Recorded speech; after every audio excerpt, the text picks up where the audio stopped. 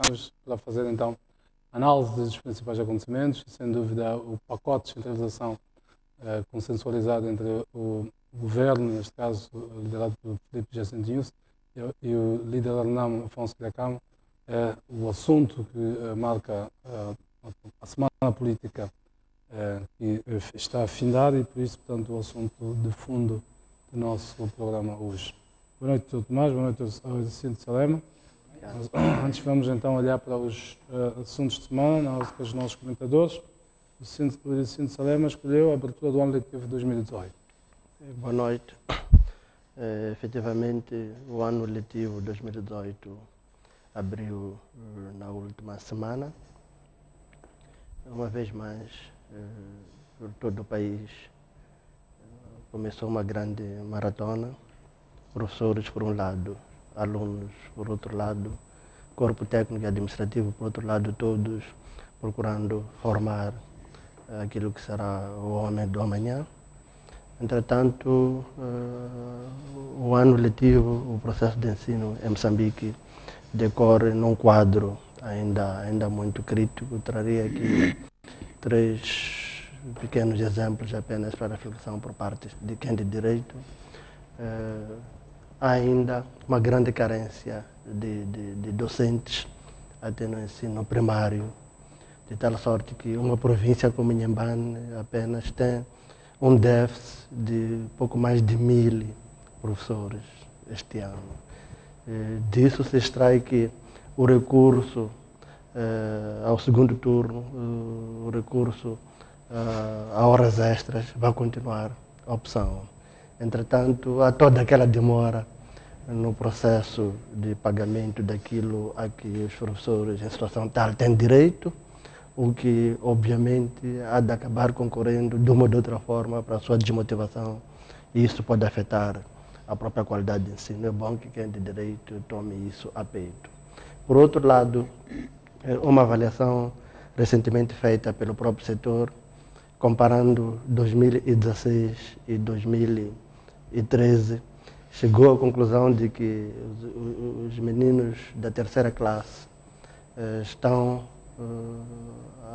numa situação muito problemática em termos de assimilação, em termos de habilidade de leitura, de escrita e contagem básica.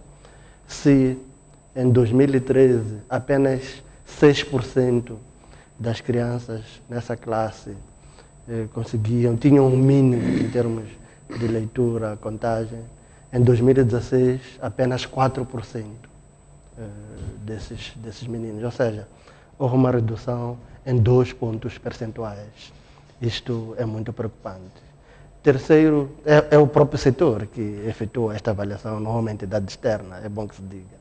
Terceiro, último elemento que gostaria de partilhar, acho que é tempo das autoridades governamentais, de educação, a sociedade no geral, refletir seriamente sobre o facto de Moçambique ser, em certa medida, uma ilha ao nível da África Austral. Falamos em termos linguísticos. Todos os países aqui da região, têm o inglês como língua oficial. Nós temos a língua portuguesa. Que tal pensarmos num programa muito sério, eventualmente de introdução de uma segunda língua nacional, que eventualmente poderia ser a língua inglesa? Naturalmente que países como Zimbábue estariam em condições de nos apoiar em termos de professores, supondo que aqueles que os temos, formados nomeadamente pela UP, pela Eduardo Mondlane e por outras instituições de formação de professores, eventualmente não estejam em número suficiente. Acho eu que devemos pensar e tomar opções. Estamos a pensar em termos de futuro, na verdade. O futuro, exatamente. Em 10, 15 anos, certamente que seríamos outro país. No contexto regional e global, muitas das vezes não somos razoavelmente competentes, não por falta de capacidades técnicas como tal, mas devido ao facto de a língua de comunicação a nível global, que é o inglês, não ser de domínio de muitos de nós como moçambicanos. E há experiências pelo mundo bem-sucedidas. Falo de Ruanda, aqui em África. O presidente Kagame, com todas as críticas que possam ser feitas, pelo menos tomou essa decisão e os resultados até aqui são, por demais, encorajadores. Então, gostaria de propor uma reflexão a todos nós, sobretudo ao governo para se pensar seriamente no tipo de futuro que pretendemos neste concerto das nações em que nos achamos inseridos. No último, o Zé, o presidente do Chile, transmitiu essa experiência que o Chile abraçou, portanto, que foi um ensino bilingue. O Chile, como sabe, a língua oficial é espanhola, a primeira língua oficial. O Chile decidiu, segundo ela narrou, abraçar o inglês como segunda língua, e diz que hoje em dia praticamente todos os chilenos falam inglês. Mais fundamental isso. Oxalá que saiamos do conservadorismo e partamos para a realidade concreta. Muito bem, vamos, o Tomás escolheu como assunto da semana as igrejas que empobrecem e destroem famílias.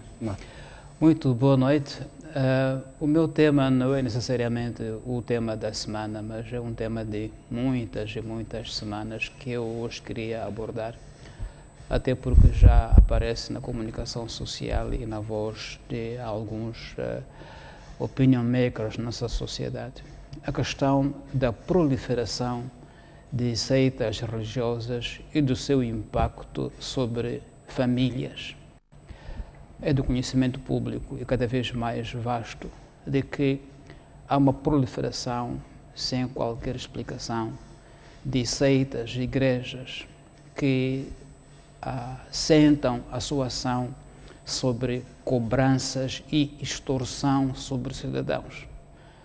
Temos histórias muito acumuladas e dolorosas de famílias que perdem patrimônio, perdem apartamentos, perdem fiaturas, perdem até bens domésticos que são entregues a igrejas, com promessa de que com esses bens, quem os entrega garante um talhão no céu. A liberdade religiosa é um direito constitucionalmente consagrado, mas certamente que não se pode confundir liberdade religiosa com liberdade de extorsão e de embrutecimento de cidadãos. Eu penso que o Estado não pode ficar indiferente a uma situação em que cada vez mais cidadãos e famílias empobrecem sob extorsão de seitas religiosas pelo país fora. É dever do Estado garantir que o cidadão é protegido nos seus direitos. E penso, portanto, que quem tem direito deve começar a olhar com atenção aquilo que é uma outra fonte de fomento à pobreza em Moçambique, porque é mesmo isso que está a acontecer com muitas seitas que embrutecem pessoas e lhes fazem extorsão de património continuamente por todo o país. Eu quero chamar a atenção ao nosso Parlamento, Comissão Nacional de Direitos Humanos e ao Ministério que tutela esta área, Justiça, Assuntos Constitucionais e Religiosos, para que efetivamente se aborde a questão de proliferação de igrejas e a sua ação sobre o patrimônio de cidadãos, porque não se pode ficar indiferente, pensando que a liberdade religiosa, quando na verdade a liberdade de extorsão de cidadãos, que todos veem e todos sabem, e parece que ficamos indiferentes a um fenómeno que me parece cada vez mais preocupante, porque empobrece o país e destrói famílias todos os dias pelo país fora. Queria então fazer eco daqueles que têm falado assim nos jornais, na imprensa e redes sociais, clamando por que haja moralização nessa área que vem com a ideia de moralizar, mas na verdade acaba por cometer graves imoralidades e graves pecados, para usar a linguagem religiosa neste âmbito. Então, este é um tema que eu queria trazer a debate na sociedade moçambicana. Muito bem, eu disse, vamos para o assunto de fundo que elegemos hoje para discutir, o processo da descentralização. O Presidente da República anunciou esta semana os resultados dos consensos que foram alcançados no diálogo político com o líder da Renamo Afonso da Cama, no tocante para já este primeiro ponto, que é a descentralização, que ainda há outro ponto sobre as questões militares, que ainda está em discussão, segundo o próprio Presidente da República anunciou nesse dia.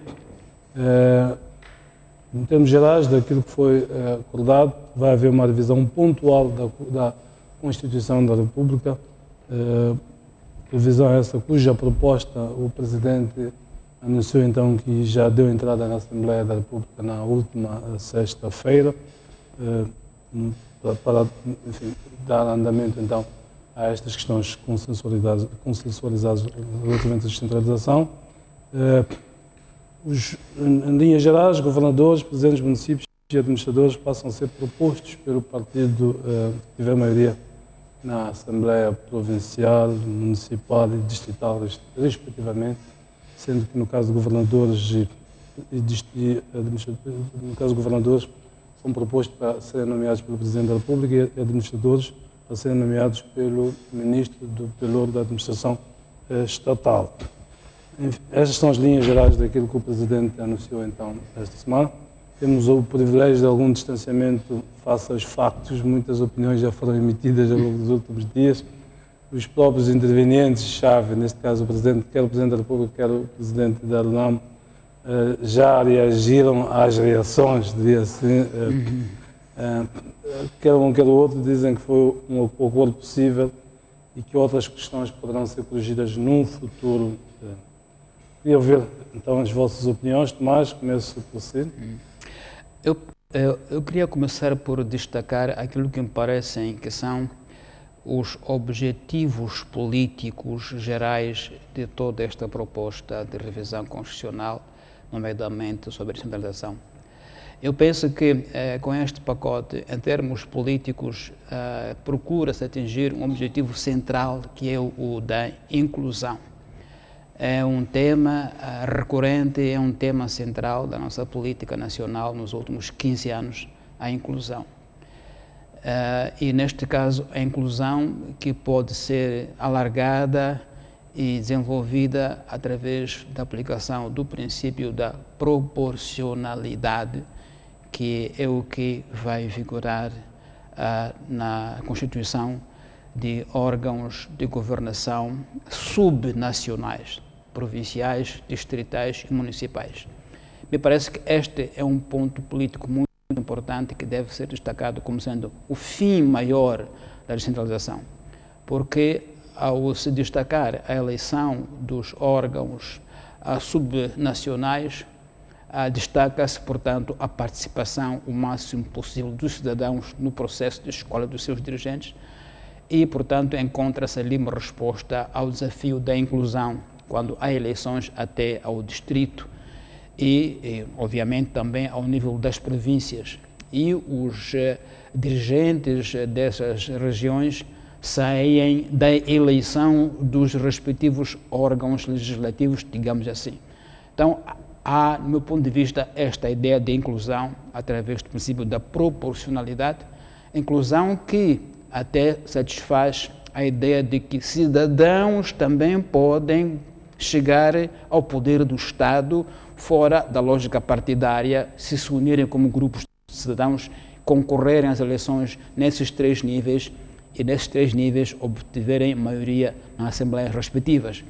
Isto me parece um grande avanço em termos de inclusão de cidadania, em termos de esbater aquilo que muitos analistas, com os quais eu até em parte concordo, entendem que acentuar-se-á uma espécie de partidocracia como oposto à democracia. Então, quando se inclui cidadãos como podendo organizar-se, concorrer para assembleias provinciais, distritais e municipais, creio que se esbate um pouco o risco da partidocracia e se alarga a parte democrática. Agora, aquilo que eu ainda não encontrei racionalidade nas propostas é porque é que perdemos o direito de eleger os presidentes dos municípios. É um direito já adquirido, não me parece que tenha sido fonte de contestação no diálogo entre o governo e a RENAM. Espero que em algum momento se nos apresente a rácio por detrás do facto de que perdemos o direito de eleger o presidente do município, porque é uma autarquia local e, portanto, os cidadãos é uma organização de vizinhos. Não acho, honestamente, que se deve tirar aos vizinhos a hipótese que já tinham conquistado de, entre eles, escolherem quem os vai dirigir. Não sei, há de haver algum rácio, alguma explicação, alguma fundamentação para se defender que percamos esse direito de eleger os presidentes dos municípios. Do resto, o debate está a correr, havia um ponto que estava muito em cima da mesa dos debates sobre se esta revisão constitucional implicaria ou não referendo. É um debate jurídico doutrinário que está correndo, uns dizem que não, outros dizem que sim. Vamos ver o que o Parlamento vai dizer a esse respeito, mas eu para já não tenho uma opinião final formada a esse respeito. Sua leitura em termos genéricos para começar? Sim, para mim foi uma boa notícia para o país, sinal de que o poder político, como lhe compete, está a chegar a consensos, visando empreender certos desenvolvimentos naquilo que é a nossa vida em sociedade.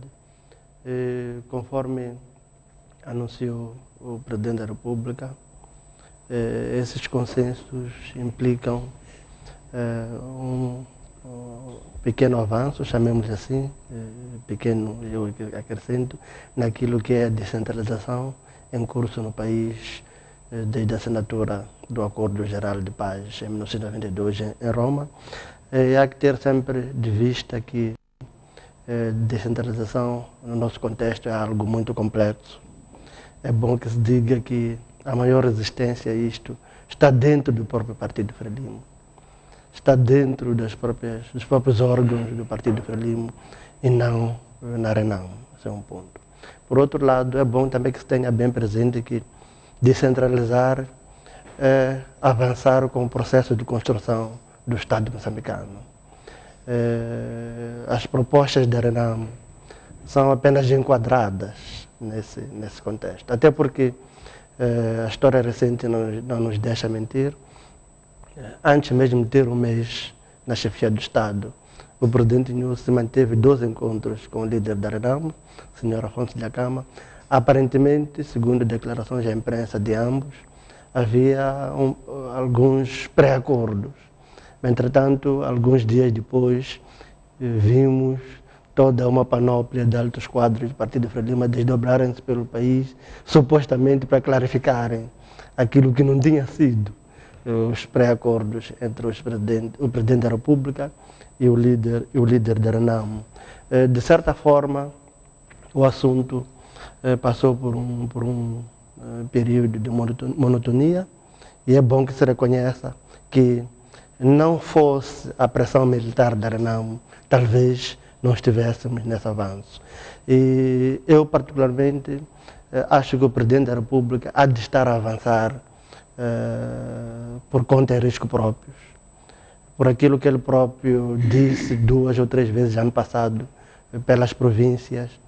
Há grupos, ele não os identificou, há grupos que não estão a favor desses avanços, mas conforme ele próprio diz, o seu irmão Dhlakama é também moçambicano e há que conversar com ele, há que chegar a alguns acordos. Que existem os grupos de resistência, estamos a falar de uma mudança significativa na organização político-administrativa do Estado. Exatamente. E há razões históricas, há pessoas que interpretam que isto é um caminho para o federalismo, para a divisão do país. Exatamente. E depois desse período de quase silêncio do próprio presidente nas suas iniciativas, realizou-se, se a memória não me traiçoa, em 2016, uma dessas sessões do Comitê Central, no fim da qual a Comissão Política foi instruída a aprofundar a questão da descentralização. É nesse contexto que o próprio Presidente da República cria um grupo de 9, 10 quadros do Partido Frelimo, 5 ou 6 deles antigos ministros da administração estatal. O que concluíram nunca foi público, mas eu particularmente sei que 3, 4 propostas fundamentais foram feitas. Uma delas era de que efetivamente havia que ou eleger diretamente, ou proceder-se à eleição direta dos governadores, ou eleição indireta por via das assembleias, ou seja, os seus cabeças de lista. Mas sei que quase toda a comissão política desatou a atacar o grupo, até que o próprio Presidente da República, agindo como Presidente do partido, usou da palavra para dizer: camaradas, atenção que este grupo está a cumprir uma missão que eu próprio conferi esse poder de apresentar propostas e que, entretanto, não estava ali a seu bel prazer. Entretanto, havia um grupo dentro dos próprios órgãos do Partido Frelimo que achavam, por exemplo, que seria, entre aspas, razoável que, apesar de existir já a eleição da Assembleia Provincial, continuasse a ser o Presidente da República a apontar os governadores. Propunham que, dentro de um conjunto de nomes apresentados pelo partido vencedor, o Presidente da República, ele próprio, pudesse escolher até indivíduos que não fossem membros da Assembleia Provincial. Entretanto, agora o Presidente da República, depois dos diálogos que iniciou com Afonso Dhlakama por aí 14, 15 meses, está a avançar com este anúncio, com esta submissão ao Parlamento da proposta de revisão. Eu próprio não ficarei surpreso se dentro do Parlamento continuarmos a notar alguns focos de desacordo, considerando acima de tudo que alguns dos dirigentes da bancada parlamentar da Renamo têm ainda alguma influência em certos órgãos do Partido Frelimo. Entretanto, vai ser muito interessante verificar o que há de acontecer. Essa questão de eleição do governador, eu próprio acho que a eleição, o ideal é que seja direta. Não sendo direta, tem que ser o cabeça de lista. Há aqui uma questão que é transparência eleitoral.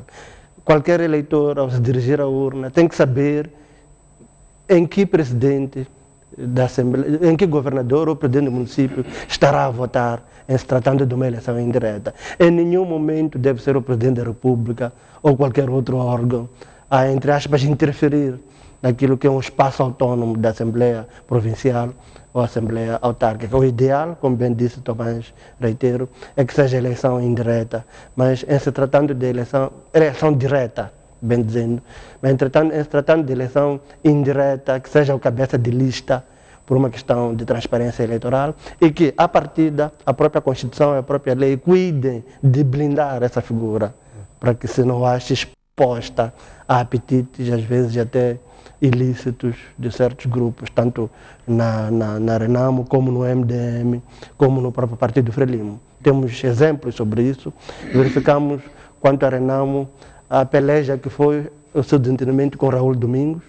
A Renamo pretendia tirá-lo do Parlamento, quando com ele se desentendeu. Depois o MDM para com Ismael Moussa, quando com ele desentendeu-se. Mas, entretanto, o facto de a influência dos partidos dever terminar na porta de entrada do Parlamento, que é um órgão de soberania autônomo, fez com que esses apetites não fossem atendidos. É isto, um Estado de Direito Democrático. Bem, tanto Afonso Dhlakama como Nhus, como Filipe, como presidente Nhus, disseram que estão felizes com aquilo que é o resultado deste. Aí deles, se não estivessem felizes com o seu próprio consenso, né? Exato. Mas há aqui detalhes que não foram revelados, que o Presidente não os revelou e serão determinantes naquilo que será a configuração final desta proposta, em que a Assembleia da República vai ter um papel relevante. Eu vi da vossa parte qual é, em função de que isto é um diálogo político a dois, mas a Assembleia é a três, portanto, a Assembleia da República, apesar do MDM quase não ter expressão, havendo um entendimento entre a Frelimo e a Renamo. Por exemplo, há detalhes, como o Salema mencionou aqui alguns, o partido indica os nomes, esta indicação, portanto, são os membros da Assembleia Municipal, a sua ordem ao nível da Assembleia é determinante ou não é determinante, a Assembleia Provincial, perdão. Por exemplo, ao nível da Assembleia Municipal, como é que é feito, o partido ganha as eleições, como é que depois indica, tem de ser um membro necessariamente da Assembleia Municipal, a ordem interessa ou não interessa, e se será justo para o cidadão concorrer, portanto, há eleições, voto do partido A, voto do partido B, depois saímos o Tomás, saímos o Salema, saímos o Jeremias como presidente, mas eu não me identifico com ele, quer dizer, questões desta natureza que é preciso ser clarificado, tal como a questão dos administradores ao nível dos distritos. Queria ver a vossa opinião relativamente a estes detalhes e a margem que a Assembleia tem para clarificação. Por exemplo, a questão o partido portanto, o partido que ganha é que indica. que ganha em termos de maioria relativa ou maioria absoluta. Isto é relevante. É tanto relevante quando olhamos para os resultados das últimas eleições, que nos mostram uma geografia diferente. Portanto, a RENAM, particularmente, não tem nenhuma maioria absoluta. Por exemplo, nas últimas eleições, ela ganha em 2 províncias, Zambésia e Sofala, mas com maiorias relativas. Ela, juntando-se ao MDM mais 3, Tete, Manica e Nampula, ela ganha com maioria relativa. Portanto, se o MDM se juntasse. Portanto, é um aspecto muito importante pois, na determinação e o Presidente não se referiu a ele. Eu penso que, nesse aspecto, Jeremias, na minha opinião, penso que há de haver aspectos de detalhe que as partes, de forma deliberada, tenham deixado em aberto até para dar algum toque de debate no Parlamento. Nomeadamente, quando diz que o governador da província, o administrador do distrito, são propostos pelo grupo ou pelo partido maioritário e quem designa é o chefe de Estado. E não especifica-se, como dizia o Jeremias, se a proposta do governador sai da lista dos deputados ou não. Não está claro. Portanto, pode ser que não seja a ideia que o partido ganhou, sim, mas o candidato para governador não seja parte da Assembleia. Se o fosse, aí tínhamos uma espécie de embrião do parlamentarismo, não é? Mas eu queria voltar à questão de fundo que o Irsino mencionou muito bem, sobre a possibilidade de fáceis ou difíceis consensos internos nos partidos sobre este processo. Me vem à memória algumas similaridades com o processo de paz de Roma, em que, em algum momento, havia dissonância pública entre aquilo que era a ideia maioritária no partido e aquilo que era a ideia que o presidente Chissano avançava, ainda que de forma informal. E ele mesmo dizia, o presidente Chissano, ainda entrevistei-o há 2 meses para recordar o processo de paz, ele dizia é evidente que a maioria no partido e nas consultas populares não queria democracia multipartidária. Mas ele, como líder, e lendo a história, lendo a tendência, assumiu o papel de líder, na verdade, e disse, olha, o caminho é este. E ele disse, é aqui que se provou que nem sempre a maioria tem razão, porque neste caso provou-se mais tarde que a visão dele, que parecia singular no partido, era a visão correta e mostrava a saída para os problemas daquele momento. Lembro-me que quando em Roma se acordou que o Parlamento não devia legislar sobre os mesmos assuntos que estavam em debate em Roma, o Parlamento de Moçambique reagiu, dizendo, nós somos um órgão soberano, ninguém nos pode determinar ordens. Estava clara a diferença de opiniões entre Maputo e aquilo que ocorria em Roma. Então, vejo aqui algumas similaridades com esse processo, que é um processo, digamos, de mudança profunda. E não é de admirar que haja posições no Parlamento, dentro do Partido Frelimo, que não coincidam 100% com a tendência desses consensos. Em relação às questões concretas que colocou o Jeremias, eu penso que sim.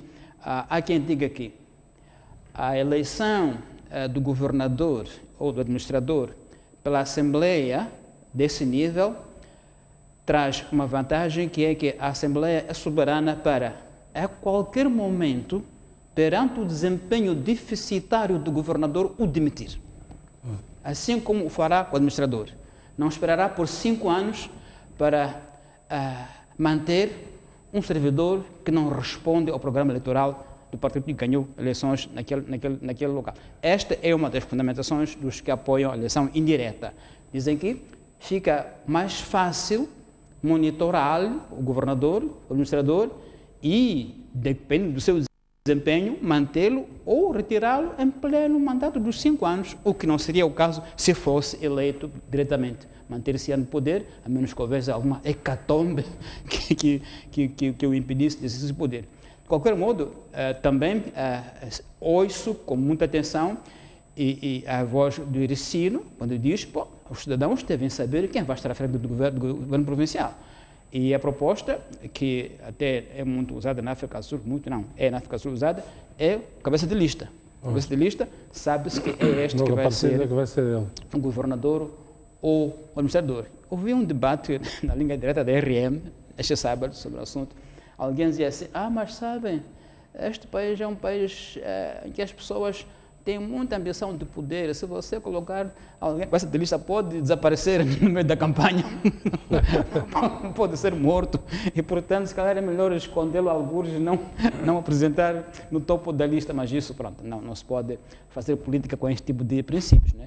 Mas acho que sim, são duas opções que devem ser bem debatidas e com argumentos bem fundamentados sobre uma ou outra das opções. Salema, qual é a sua visão? Que papel cabe à Assembleia da República? Se é aqui onde ela vai revelar-se, porque nos moldes em que o assunto é apresentado dá a sensação, e sobretudo a Câmara tem feito isto, dá a sensação de que é para ser chancelar isto. E a Assembleia da República é um órgão soberano, portanto, qual é a margem que tem na clarificação destes aspectos ou na mudança até de algumas das coisas, nomeadamente a questão dos presidentes dos municípios? Bem, como refere Jeremias de forma acertada, este eventualmente é o momento para a Assembleia revelar-se. Infelizmente, a nossa Assembleia da República não debate, apenas vota.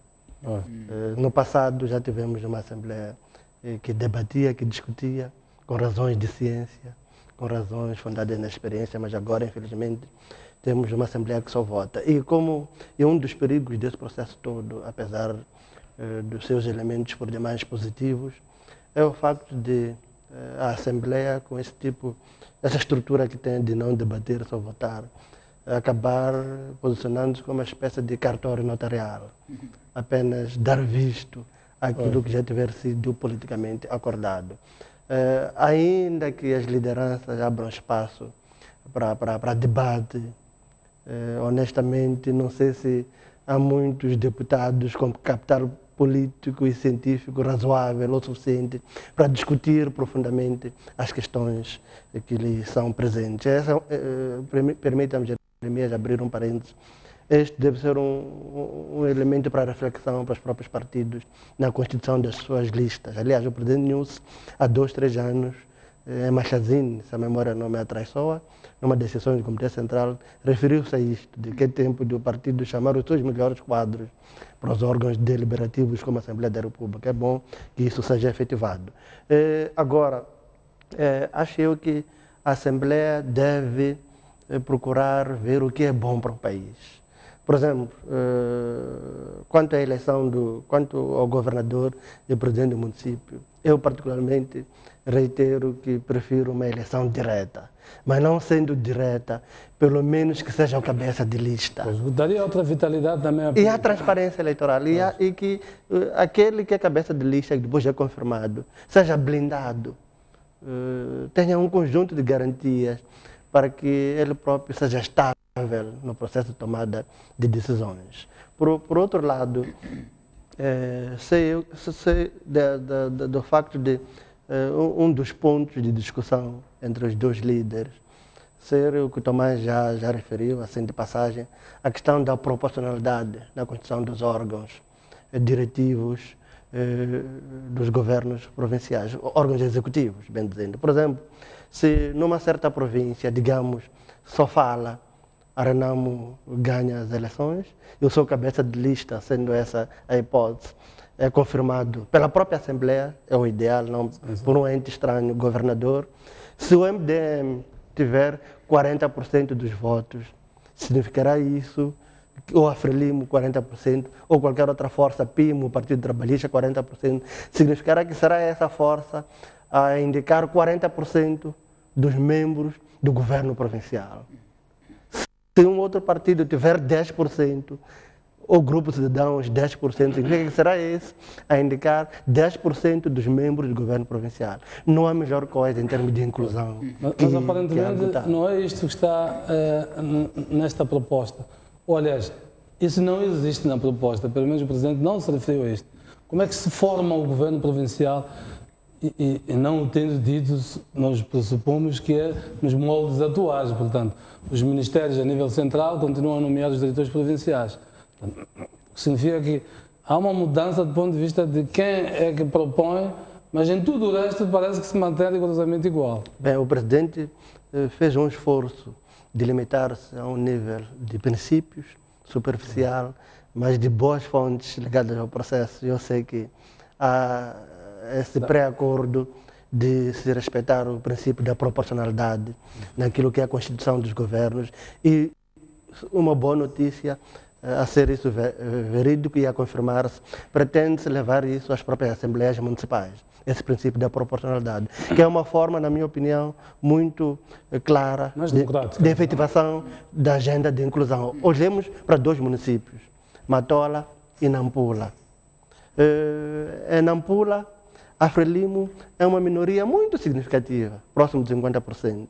Na Matola, o MDM é uma minoria muito significativa, próximo de 50%. Só uma diferença de 4 ou 5 membros. Entretanto, não tem nenhum vereador. Não tem vereador. Isso destoa princípios democráticos, em certa medida, e em se alterando aquilo que é a mecânica da indicação agora, naturalmente que estaremos a avançar muito em termos de inclusão de todos os moçambicanos naquilo que é a governação. E fique claro que os secretários de Estado provinciais em nenhum momento devem ser tidos e achados como membros dos órgãos executivos. São representantes dos órgãos de soberania, do governo central.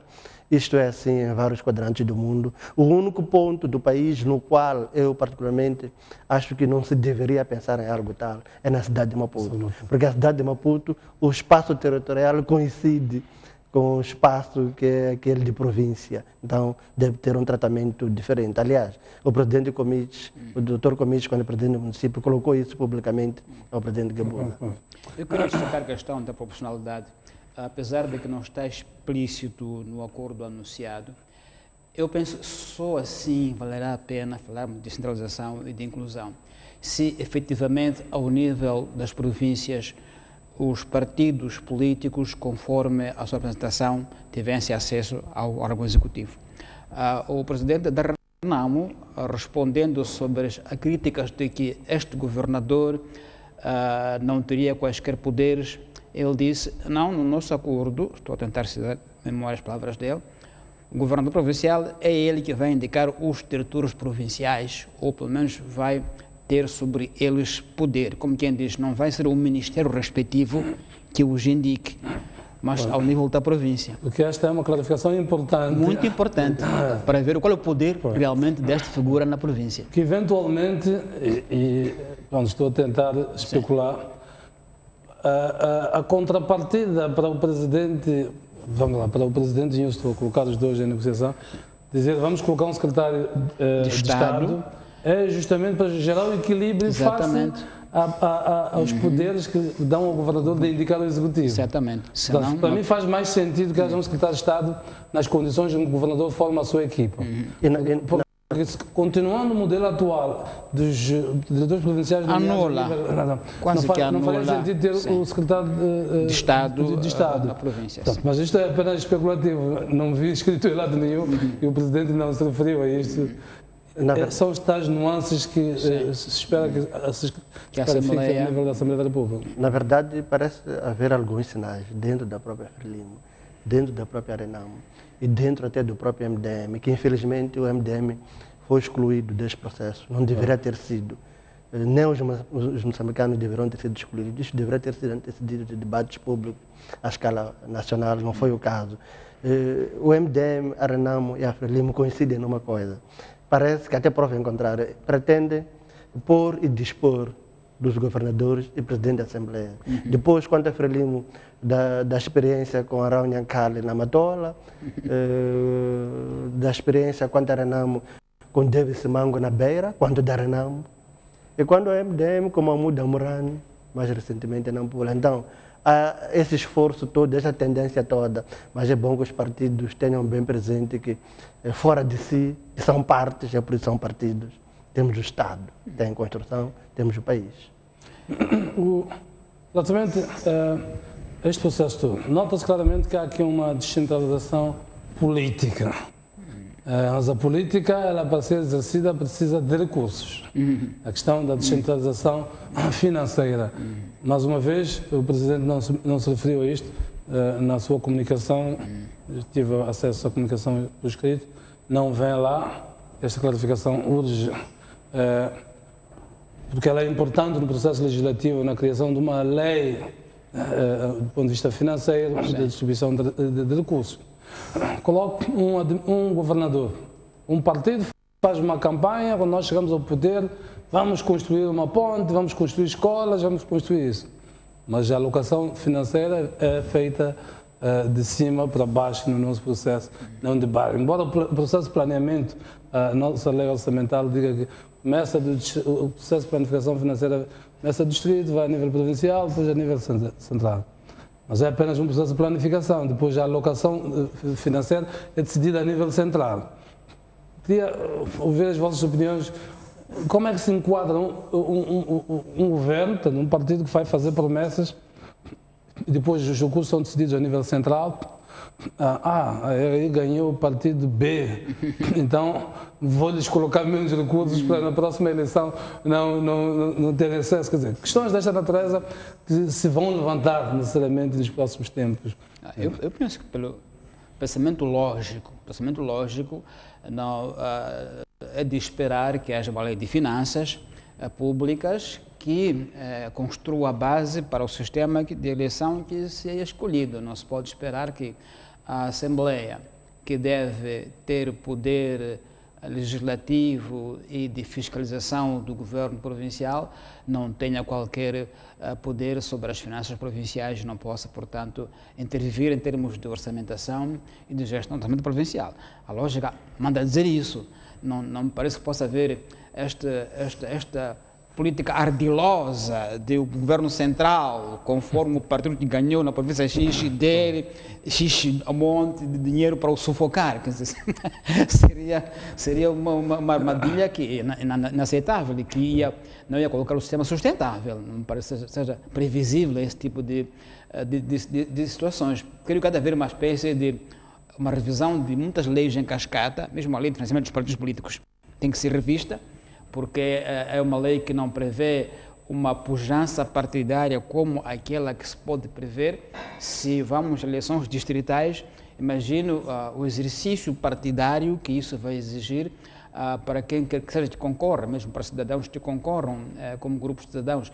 Então, penso que há de haver consequências na política fiscal que se harmonizem com o quadro administrativo político que se propõe. De outro modo, seria como que colocar um carro sem rodas para andar.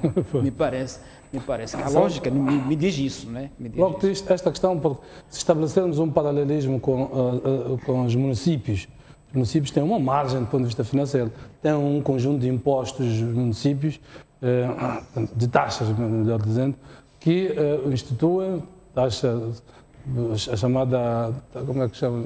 Imposto arcádico. Para os veículos, como é que chama? Automóvel, de difusão, de lixo, enfim.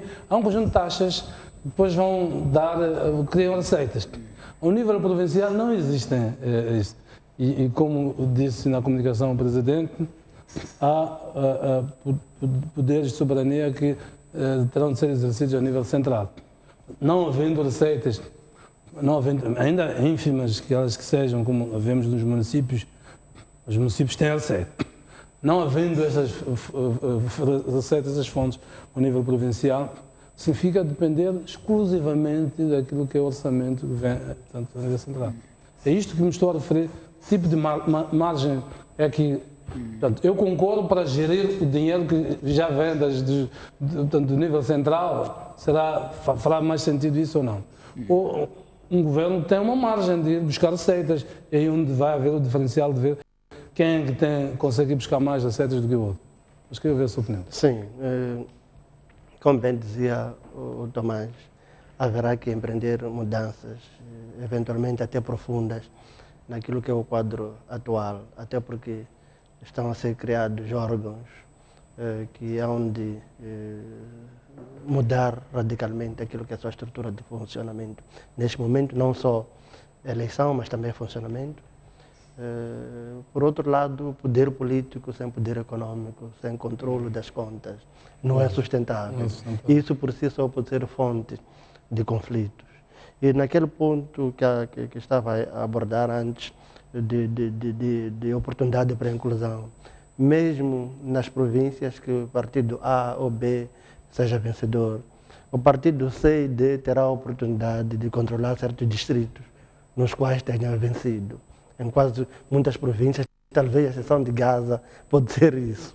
Entretanto, é por demais relevante que exista uma lei bem estruturada que aborde a questão do financiamento dos próprios governos distritais e provinciais. Acho eu que vários critérios podem ser usados. Por exemplo, o número de habitantes para certo tipo de ações. E, por outro lado, talvez certas rubricas, como, por exemplo, investimentos em infraestruturas, essas podem continuar sob a alçada do governo central, por via, por exemplo, da Administração Nacional de Estradas.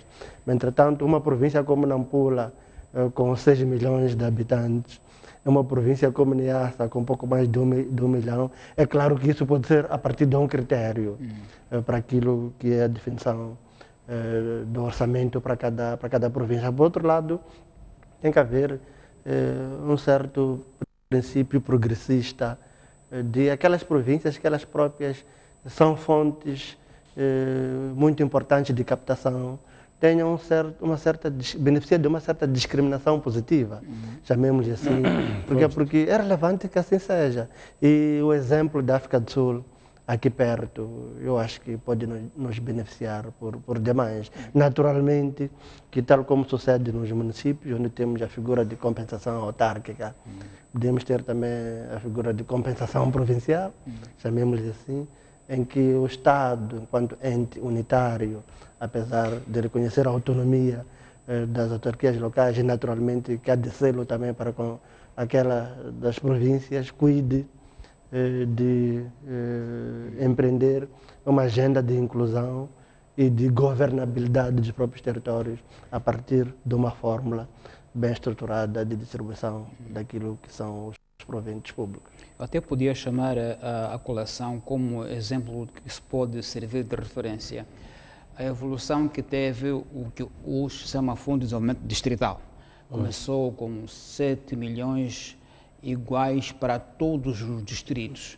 Ao longo dos tempos foi-se repensando esse princípio, adaptando a quantia conforme critérios de número de habitantes, extensão do distrito. Portanto, já há alguma base, me parece, de reflexão sobre este tipo de proporcionalidade em termos de recursos, mas também concordo que, como dizia Auricino, uma província que tenha os recursos que tem, há de ter talvez direito a uma percentagem que corresponde ao seu próprio income local para poder gerir os seus negócios. Aliás, por falar de fundo de compensação autárquica, acho eu que é uma das grandes, a forma como o fundo era gerido, é uma das grandes infelicidades que tivemos com o país nos últimos anos, em termos daquilo que é a agenda de inclusão. Aqueles que geriam esses fundos eram os conselhos consultivos distritais, dirigidos por um administrador, mas, entretanto, sem legitimidade popular. É bom que se tenha presente que o distrito é um círculo eleitoral. E, antes de tudo, o círculo eleitoral deve beneficiar-se a si mesmo. Mas isso não está a acontecer com esses avanços agora, com esse acordo político, por parte do poder político. Acho que é um passo no sentido de caminharmos para uma situação mais consentânea com aquilo que são os desígnios da própria democracia. E é bom termos presente que o legislador de 1990 avançara com alguns elementos que se tivessem sido observados, hoje estaríamos talvez noutro patamar. Depois houve um recuo, nomeadamente com a Constituição de 90, acho que no seu artigo 186, dizia-se que os administradores, os órgãos executivos do distrito devem ser eleitos. Mas, entretanto, houve, como sabemos, aquela lei de 93, de distritos municipais, que um ano depois, em 94, foi declarada inconstitucional. Esse não é o tema hoje, mas em moldes ainda obscuros. Entretanto, em 1997, com parte da aprovação do pacote autárquico, houve uma revisão pontual da Constituição.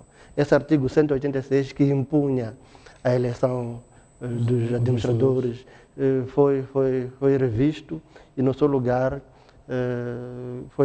foram criados os órgãos locais de Estado, depois com a Lei 8/2003 por aí fora. Entretanto, para dizer que já houve um certo avanço, ainda que por via do parlamento monopartidário, mas que, entretanto, eventualmente, como resultado daquilo que foi o desempenho da oposição nas eleições de 94, houve depois... Assustou um pouco e pode ter havido um reframing daquilo que é a situação. Então, com este processo, temos uma oportunidade de nos relançarmos como país para uma democracia que seja efetivamente inclusiva e que privilegie aquilo que é uma agenda de inclusão. Vamos olhar outra perspectiva, ainda tem a ver com este assunto, o papel dos pequenos partidos neste dossiê. Claramente se percebe que a configuração foi acordada, favorece os grandes partidos, aqueles que têm possibilidade de ganhar ao nível provincial, ao nível municipal, ao nível distrital, que têm estruturas. Nós temos outras forças políticas no país, a UMDM em particular. As eleições vão confirmando que é claramente uma terceira força que está aí na fasquia dos 10%, 15%.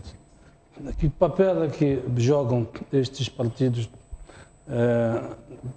nesta nova configuração, Tomás?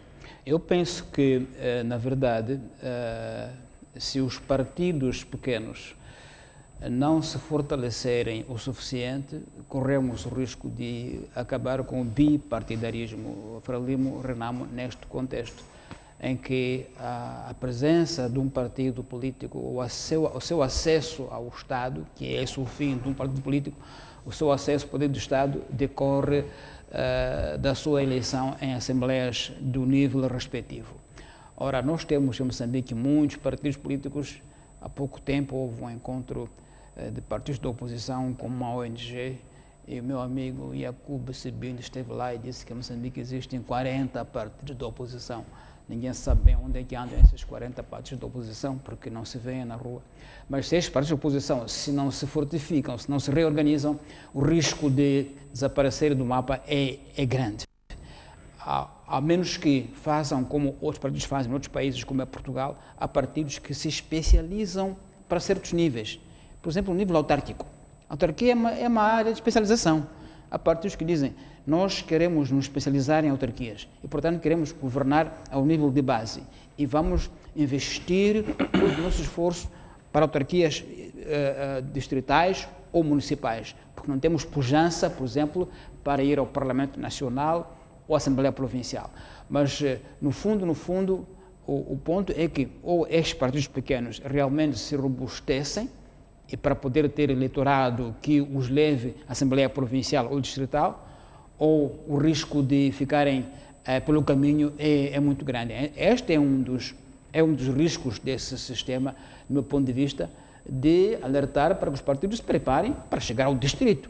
Porque muitos partidos que nós conhecemos são partidos de Maputo e alguns são partidos unipessoais. Ao longo de anos, vemos uma pessoa com uma pasta sozinho no Maputo, diz que é um partido político. Esses não têm hipótese de sobreviver nesse sistema. Aliás, não tinham, mesmo no presente sistema, aparecem apenas na véspera de eleições, porque há sempre algum fundo que recebe da CNE e depois desaparecem.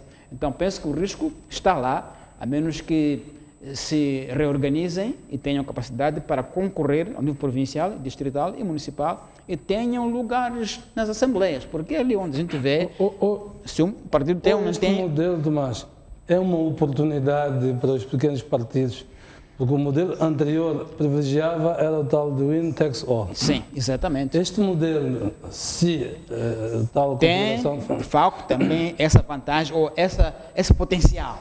Um partido pequeno que se centre em eleições ao nível distrital, ao nível municipal, ao nível provincial, tem muito mais probabilidades de ir à Assembleia Nacional. De ir à Assembleia Nacional. Inclusive, sim, pode haver distritos, por exemplo, que não são do partido maioritário na Assembleia Provincial. Exato.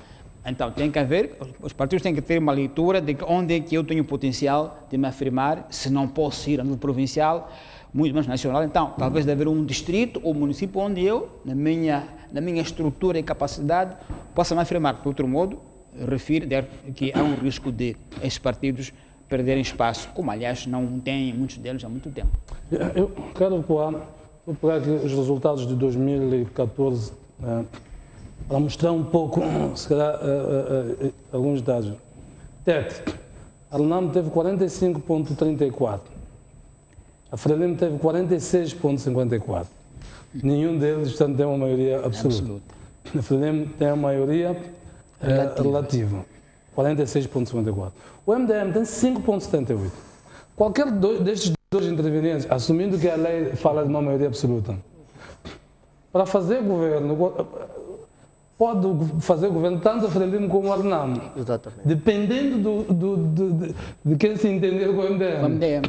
Portanto, o pequeno partido, pode ter um papel que em outras circunstâncias não tinha relevância absolutamente nenhuma, ganha uma relevância. O MDM diz, RENAM, o que é que me dá em contrapartida para eu fazer coligação contigo e proporcionar-te governo inteiro? A Frelimo, o que é que me dá? E em função dos ganhos daquilo que lhe der mais, do ponto de vista de poder na província, vou-te dar, ao nível do governo provincial, dou-te 2 lugares, o outro dá-me 4, fico com quem me dá 4. Ou seja, uma relevância, o modelo é também uma oportunidade nesse sentido, porque no atual sistema, com estes números, o que aconteceu ao MDM? Não aconteceu absolutamente nada, mas com este configurante, com este novo figurino, portanto, pode ter relevância. E olha isto ao nível das várias províncias, porque até aqui como exemplo, mas Manica RENAM tem 45,18, a Frelimo tem 47,22, o MDM tem 4,75. Mais uma vez, portanto, só seria governo quem o MDM de facto quisesse que fosse governo. Mas, Salame, queria ouvir a tua opinião? Exato, tudo dito, Jeremias, é isso. Há oportunidades também, nem tudo são mais notícias para os pequenos. O MDM, por exemplo, se em 2019 tivermos resultados análogos a esse, há de estar numa posição de força, há de estar numa posição de influência e naturalmente que há de retirar ganhos disso. Por isso achei estranho o pronunciamento feito pelo presidente do MDM, muito a quente se calhar naquele dia, sem ter olhado para muitas das nuances que de facto vejo o MDM, se mantiver este nível, com muito mais relevância política a nível nacional no novo figurino do que no atual. Exatamente, esse é um facto. Entretanto, permita-me, Jeremias, o Tomás já se referiu a isso, eu ainda não me referi. No início do programa, o Tomás referiu-se, por exemplo, a essa discussão que está a haver nos mídias convencionais e nos mídias sociais sobre se é obrigatório ou não a realização de um referendo. Tomás diz que não tem opinião ainda. O ponto é este, na verdade, nos termos do artigo 292 da Constituição, limites materiais, em se tratando da alteração daquilo que é a forma de eleição dos edis, por exemplo, que a Constituição diz que no 275, que é por sufrágio universal, direto, igual e secreto, de princípio deve haver referendo. Esse é um ponto, está aparentemente claro. Entretanto, sem retirar aquilo que é a minha opinião, de que eu, como ercino, como cidadão, como eleitor, prefiro eleição direta, se não for direta, pelo menos os cabeças de lista. Entretanto, enquanto jurista, fazendo uma interpretação sistemática daquilo que é a Constituição, que é o nosso constitucionalismo, acho eu que não há lugar a referendo neste sentido. O professor Jorge Miranda nos ensina que em certos contextos existe aquilo que se chama de dupla revisão. O que é isso de dupla revisão? É uma revisão que decorre em 2 sentidos.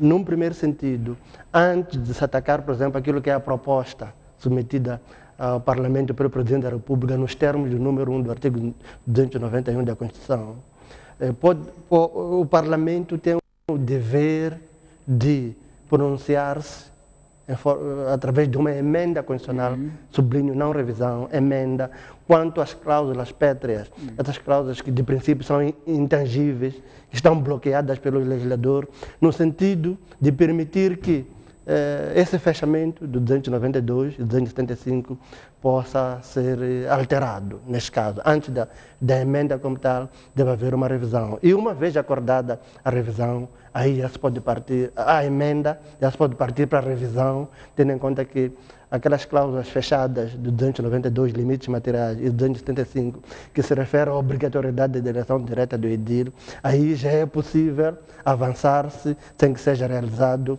um referendo. Por outro lado, outro aspecto que deve ser assim, aqui considerado é o facto de o fim último disto tudo ser um bem coletivo, que é a paz, é um lado. Por outro lado, a Frelimo e a Renamo juntos têm maioria qualificada, tem 3/4, tem mais de 3/4. Logo, nos termos, por exemplo, de 293 e número 2 de 291, número 2 de 291, que diz que as propostas de revisão devem ser depositadas 90 dias antes. Neste caso, é bom que as pessoas não fiquem surpresas se em 2, 3 semanas, um mês, o Parlamento analisar a proposta submetida pelo Presidente da República. Porque nos termos de 293, por intermédio da assunção de poderes extraordinários, pode ser que o Parlamento faça cair o número 2 do artigo 291 e de imediato avance com o processo.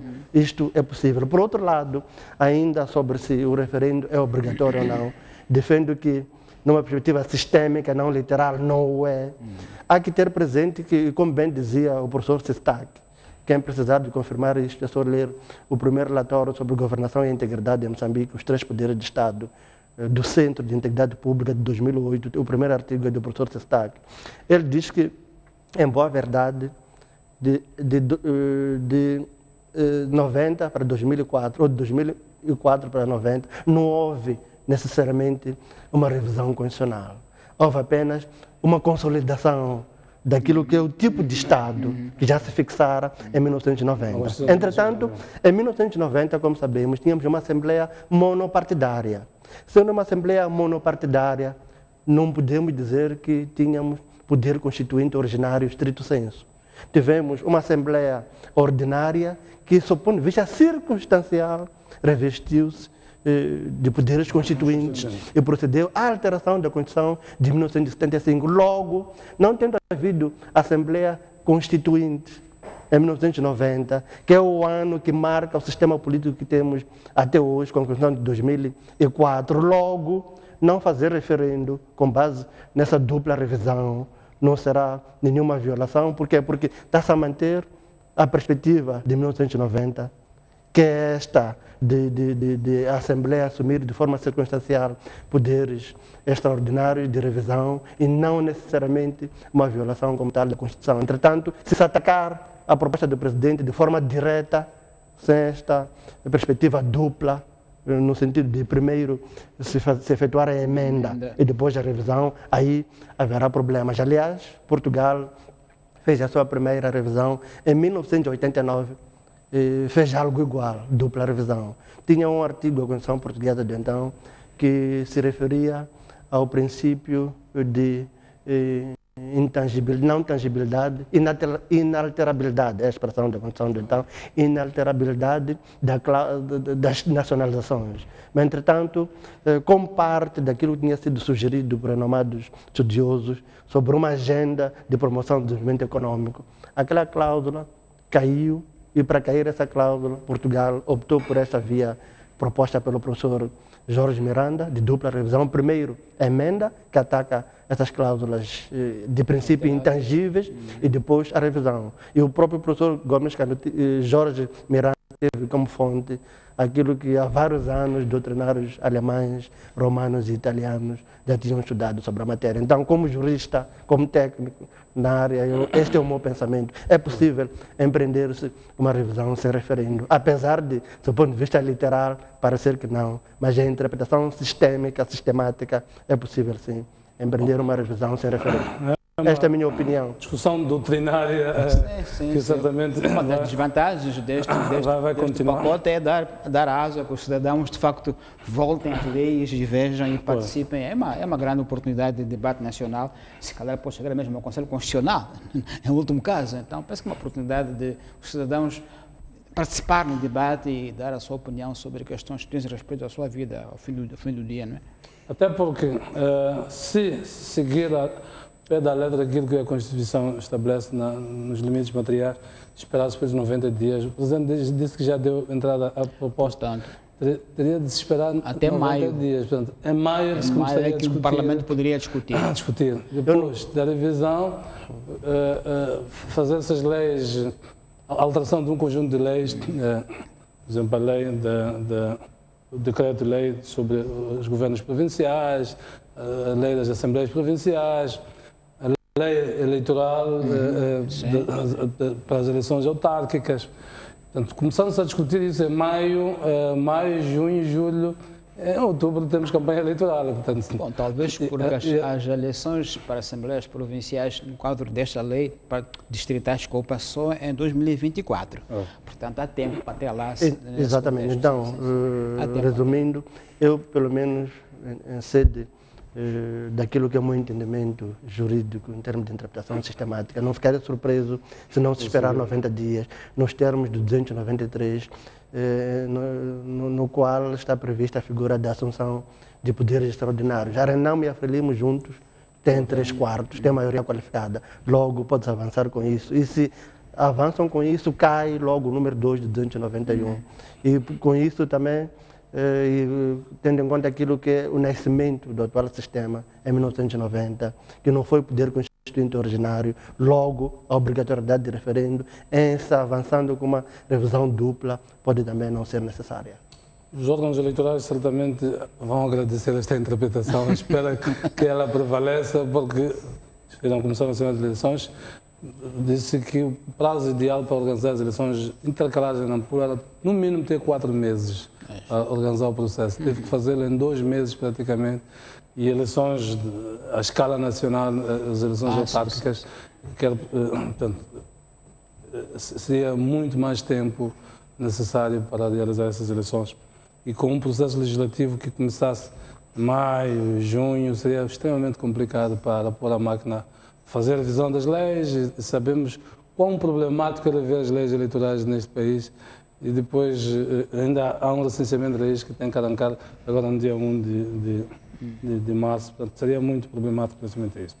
Muito bem, vamos terminar por aqui. Penso que tentamos procurar os vários aspectos deste pacote de descentralização que foi proposto pelo Presidente da República e que vai agora ao Parlamento. Vamos certamente continuar a seguir os passos que vão ser dados ao nível do Parlamento até que esta revisão pontual da Constituição se materialize e a consequente alteração das outras leis extravagantes, portanto, à volta deste pacote. Foi um prazer ter-vos aí desse lado. Boa noite, uma boa semana de trabalho. No próximo domingo voltamos a encontrar-nos aqui em termos de linha aberta. Boa noite.